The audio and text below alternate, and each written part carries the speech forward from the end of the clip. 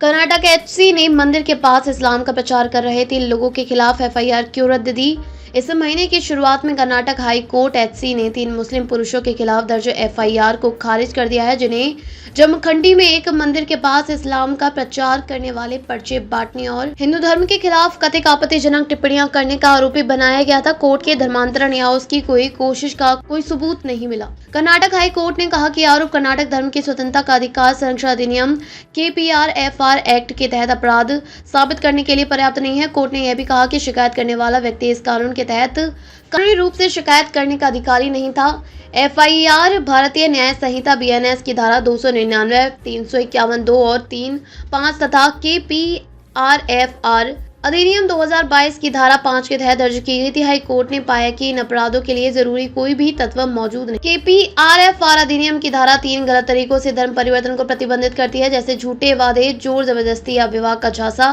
धारा 5 इस उल्लंघन पर सजा का प्रावधान करती है। धारा 4 यह सीमित करती है कि इस अधिनियम के तहत शिकायत कौन कर सकता है, केवल वही व्यक्ति जिसने धर्म बदला हो या उसके करीबी रिश्तेदार। एफआईआर रद्द करने की याचिका पर सुनवाई करते हुए 17 जुलाई को कर्नाटक हाई कोर्ट के जस्टिस वेंकटेश नाइक टी ने कहा कि शिकायतकर्ता के पास कानूनी आधार लोकस स्टैंडी नहीं था और एफआईआर में आरोपित अपराधों के आवश्यक तत्व नहीं थे। कर्नाटक हाई कोर्ट ने कहा, मान ले कि एफआईआर में किए गए सभी आरोप सही हैं, फिर भी यह धारा 3 के तहत अपराध के आवश्यक तत्वों को पूरा नहीं करते। एफआईआर में यह आरोप नहीं है कि याचिकाकर्ताओं ने किसी व्यक्ति को किसी अन्य धर्म में धर्मांतरित किया या ऐसा करने की कोशिश की।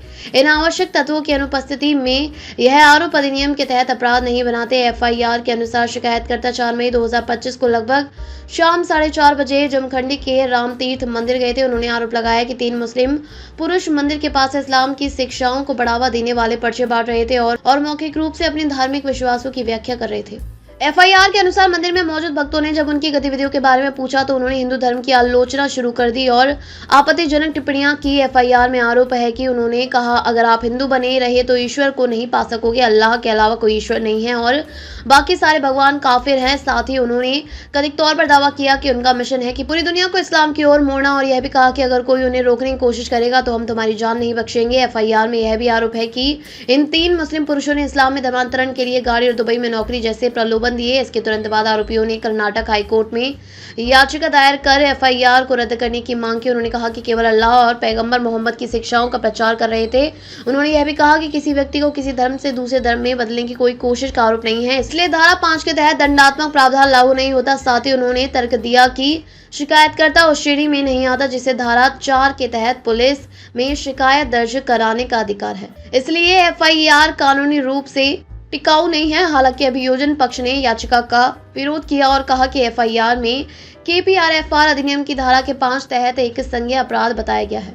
KPRFR अधिनियम की धारा 4 विशेष रूप से यह निर्धारित करती है कि केवल धर्मांतरित व्यक्ति या उसके करीबी रिश्तेदार ही पुलिस में शिकायत दर्ज करा सकते हैं। अगर कोई बाहरी व्यक्ति शिकायत करता है तो उसे लॉक्स स्टैंडी माना जाता है, यानी उसे कानूनी रूप से इस मामले को शुरू करने का अधिकार नहीं है। लॉक्स स्टैंडी का मतलब किसी व्यक्ति की अदालत में कार्रवाई शुरू करने या उसकी बात सुने जाने का कानूनी अधिकार है। इस पर भी निर्भर करता है कि उस व्यक्ति के मामले में पर्याप्त और प्रत्यक्ष रुचि है या नहीं। सीधे शब्दों में कहें तो केवल वही व्यक्ति जो सीधे तौर पर प्रभावित है या जिसे कानूनन अधिकार मिला हो वह ही मामला शुरू कर सकता है। अपने फैसले में कर्नाटक हाई कोर्ट ने कहा कि KPRFR अधिनियम की धारा 3 में गलत जानकारी, बल, धोखा, अनुचित प्रभाव, दबाव, लालच या शादी का वादा करके धर्म परिवर्तन पर रोक लगाई गई। धारा 4 में शिकायतकर्ता के अधिकारी लोकस को सीमित व्यक्तियों तक रखा गया और धारा 5 में 3 के उल्लंघन पर सजा का प्रावधान है। हाईकोर्ट ने कहा है, इस मामले में शिकायतकर्ता एक तीसरे व्यक्ति द्वारा दर्ज कराई गई थी जो धारा 4 में बताए गए लोगों की श्रेणी में नहीं आता, इसलिए दूसरे प्रतिवादी द्वारा दर्ज की गई एफआईआर जिसे कानूनी तौर पर शिकायत दर्ज करने का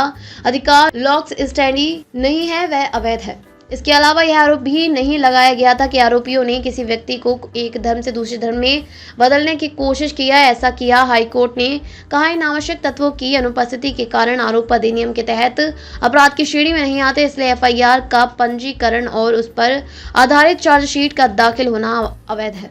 याचिका को स्वीकार करते हुए कर्नाटक हाई कोर्ट ने एफआईआर और उससे जुड़े सभी कानूनी कार्यवाही को रद्द कर दिया।